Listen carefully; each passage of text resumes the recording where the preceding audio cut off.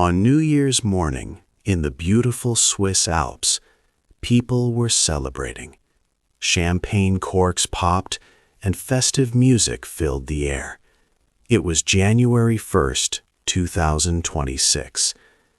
But in the mountain town of Crans, Montana, joy quickly turned into terrible fear. A huge, sudden fire erupted at La Constellation nightclub. This club was a very popular spot, especially for young people, located in an exclusive, glamorous ski resort. The fire started incredibly fast, around 1:30 in the morning. In just moments, the lively party spot transformed into a chaotic disaster zone. The typically beautiful winter wonderland, with its sparkling white snow and majestic mountains, was now filled with thick smoke, screams, and widespread panic. This devastating event quickly became one of the worst accidents in Switzerland's recent history, a country known for its calm and safety. About 40 people tragically died in the fire. More than 100 people were hurt, many with very serious injuries. The sheer scale of the catastrophe sent shockwaves everywhere, not just across Switzerland, but to families and communities in many other countries. It made people ask very important and difficult questions about safety rules in nightclubs and other crowded places, especially during big celebrations. How could a fun party in one of Switzerland's most special and safe resorts become a deadly inferno so quickly? What went so terribly wrong in just a few short moments, turning a night of celebration into a nightmare for so many? To truly understand this sad and shocking event, we must first go back in time. We need to look closely at the hours leading up to the tragedy, before the celebration turned into such a profound loss. A perfect night. Crans, Montana was a very beautiful town, high in the Swiss mountains. It was known for its luxury hotels and fantastic skiing. Many famous people and tourists came here, especially during the winter holidays. New Year's Eve was the busiest night of the whole year. The town was full of happy people, and many of them were young visitors from different countries. Everyone was excited and ready to celebrate. In the center of Crans, Montana, was La Constellation. It was a very popular place, busy all day and night. By day, it was a relaxed cafe, but after dark, it changed into a lively bar and nightclub with music and lights. Young people from all over the world loved to go there for fun and dancing. La Constellation was a multi-level building. The main nightclub part was located downstairs in the basement. To get to this club, you had to go down a single narrow staircase. This staircase was the only way for people to enter and leave the basement area. However, not everyone thought La Constellation was perfect. Some online reviews mentioned problems. People gave the club low scores for security. They wrote that the staff was not always professional, and some guests worried about safety issues. These warnings about security were an important detail that many people did not notice at the time. On this special New Year's Eve, hundreds of young people packed into the club. 16-year-old Arthur Brodard was there with about 10 of his friends. They all felt excited and ready for the best night of their lives. But as they danced and laughed, none of them knew that the building's design had a fatal flaw. This flaw would soon turn their celebration into a disaster. 3. The fire starts. The happy New Year's party at La Constellation turned bad very quickly. It was around 1:30 a.m. when the celebration became chaos. Many people later told police what they saw. Two women remembered seeing a barman. He carried a barmaid on his shoulders. She held a champagne bottle with a lit candle or a sparkler inside it. This was a normal way to celebrate in the club, a part of the fun, exciting atmosphere. But this time, the flame went too close to the wooden ceiling above them. In just a moment, the ceiling caught fire. 16-year-old Axel Clavier was there with his friends. He remembered waitresses bringing champagne bottles with sparklers, making the room bright. Then, suddenly, everything turned into total chaos. Smoke began to fill the air, making it hard to breathe almost instantly. The fire spread with terrifying speed. Experts call what happened next a flashover. This is a very dangerous situation for fires. It occurs when a fire makes a space extremely hot. All the things that can burn, like the club's wooden ceiling, the furniture, and decorations, get hot at the same time. They reach their ignition temperature, meaning they are ready to burst into flames.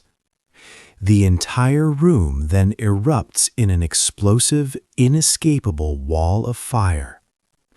This flashover quickly changed a small fire into a huge, uncontrollable blaze in only a few seconds. There was no time for anyone to react slowly or calmly. People saw the ceiling begin to collapse as flames spread everywhere. The fire engulfed the whole room. This rapid spread cut off many possible escape routes, trapping people in the basement where the nightclub was. The heat became too great to bear. Fear took over completely. Everyone's first instinct was to get out immediately. But the club had only one main way to leave the basement nightclub. It was a single narrow staircase connecting to the ground floor. This staircase, meant for going up and down during normal times, was about to become a death trap for the hundreds of people trying to escape the fast-moving fire. 4. The race to escape. The basement became a scene of pure fear. People ran for the single narrow staircase, hoping to reach the ground floor. This path quickly turned into a deadly bottleneck. Many tried to push their way up, but the air was thick with dark, choking smoke. It was hard to see and breathe. Flames grew hotter, forcing everyone to move with desperate urgency. Axel Clavier, a 16-year-old from Paris, was caught in this terrifying rush. He fought through the struggling crowd to get out. He managed to run upstairs and saw a window, his only hope. Axel bravely used a table to smash it open. He climbed through the opening, escaping the heat and fire. Half of his clothes were burned away. He lost his jacket, shoes, phone, and bank card. Still, he was alive, one of the fortunate few. He was in deep shock. Letitia Place, a 17-year-old, had gone downstairs with her friend. When the fire suddenly started, they tried to escape together. But in the huge, panicked crowd, Letitia lost her friend's hand. She never saw him again. She later said, "We all saw really horrible things that no one should ever have to see." Letitia was incredibly scared for herself, her friends, and everyone still trapped inside. On the lethal staircase, people fell over each other. They were trampled underfoot in the desperate scramble. Thick smoke filled their lungs, burning their throats. The extreme heat scorched their skin. For some, a split-second decision meant the difference between life and death. Many victims, trapped by the flames in the crowd, could not find any way out. They suffered terribly from smoke and severe burns. As these desperate battles for survival were fought inside, outside the building, a massive emergency operation was just beginning. The first alerts reached emergency services only moments after the fire started. By the time firefighters and other responders arrived, the building was already fully engulfed in flames and thick black smoke. They were arriving to a terrible, chaotic scene. Responders faced unimaginable horror as they began their work. The helpers arrive. The sudden fire caused a massive emergency response. Police, firefighters, and medical teams rushed to Crans, Montana. 10 helicopters flew above, and over 40 ambulances arrived. Around 150 emergency workers came to help. They closed the area around Lake Constellation. A no-fly zone was also created for air ambulances to land safely. Outside the club, the scene was chaotic. Emergency workers quickly set up triage areas in the street. Here, they checked injured people to see how serious their wounds were. A nearby bar and even a UBS bank branch became quick medical centers for the many victims. There were too many injured people. The local hospital in Sion quickly filled up. Its special units and operating rooms had no more space. Doctors and nurses worked tirelessly, but local hospitals could not handle all the burn victims alone. Swiss leaders declared a medical state of emergency. The hospital system was greatly stressed. Patients began going to larger hospitals across Switzerland. Lausanne University Hospital and University Hospital Zurich received many with severe burns. These major hospitals had special units for burn treatment. Still, the number of injuries was more than Switzerland's burn units could manage. Because of this, Switzerland asked for help from other countries. France, Germany, and Italy offered to treat burn victims. French citizens injured in the fire went to hospitals in Lyon and Paris. Italy opened a special burns unit in Milan to receive patients. This international help was vital. As the medical system fought to save the living, police and forensic teams faced the grim and agonizing task of accounting for the dead. Sad news. The tragedy at La Constellation brought immense sadness. Around 40 people died and 115 were injured. Many of the injured had severe burns. Finding out who had died was a very difficult task for the police and doctors. The fire caused terrible burns, making it hard to identify the victims quickly. Special methods like dental records and DNA tests were needed. This process took several days, which meant that many families had to wait in great pain. They did not know if their loved ones were alive or had passed away. This long wait added greatly to their suffering and anxiety. The sad news touched many countries. Crans, Montana is a popular place for visitors from all over the world, so people from different nations were affected by the fire. The French government reported that many of its citizens were injured and some were still missing. Italy also confirmed that many Italians were hurt, some with serious burns, and others could not be found. An Australian citizen was also among the injured. Embassies from various countries worked to find out about their citizens, and the U.S. Embassy in Switzerland asked American citizens to tell their families they were safe. For families like the Brodards, the wait was heartbreaking. Christophe and Letitia Brodard from Lausanne spent New Year's Day desperately searching for their 16-year-old son, Arthur. Arthur had planned to celebrate with about 10 friends from his school at La Constellation. His parents knew Arthur was a responsible boy who was very happy to be with his friends in a town they thought was really, really safe. Christophe Brodard felt empty and full of worry. He held on to hope, believing Arthur could still be alive. He remembered only understanding the disaster when a cleaner mentioned people had died. Then he rushed to the bar and saw other parents sharing his deep fear and confusion. Arthur's group had ordered a bottle of champagne with a sparkler. Christophe recalled his son saying that just 1 or 2 minutes later, it was the apocalypse. The sorrow for these families was deep. Their lives were changed forever. Now, a big question needed an answer. Was this a tragic accident, or did someone show criminal carelessness? The authorities felt strong pressure to find out if the fire was simply a mistake, or if someone was truly responsible for not keeping people safe. The search for truth had only just begun. 7. Finding the reason.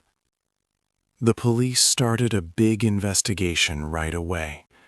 They wanted to know why the fire happened. First, they looked to see if it was a terrorist attack, but very quickly they found that it was not.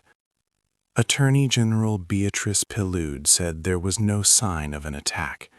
This helped people feel a little less scared. Now, the main focus was on the fire itself. Investigators talked to many people. They heard many times about the sparklers. People saw bar staff carrying champagne bottles with sparklers or lit candles. One witness even said a barman carried a barmaid with a lit candle, and it touched the wooden ceiling. The flames then quickly grew. This was a very important clue. It seemed the fire started this way, turning a festive moment into a disaster. But it was not just how the fire started. Investigators asked many hard questions about La Constellation itself. Was the club too full that night? The venue's official capacity was 300 people, but in the basement where the fire started, it felt very crowded to many. Were there more people than allowed in that specific area? The narrow staircase was the only way out for many people trying to escape. People were pushed and fell on the stairs, struggling to get to safety. This suggested that the emergency exits and pathways might not have been good enough for the number of guests. Also, investigators looked closely at the club's safety systems. Were there any automatic sprinklers to stop fires quickly? Were enough fire extinguishers easy to find and use for everyone?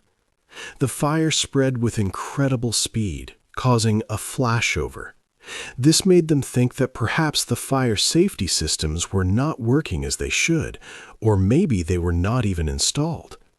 This was not the first time people worried about La Constellation. In earlier chapters, we learned about mixed reviews online. Some guests had written complaints about the club's security and general safety.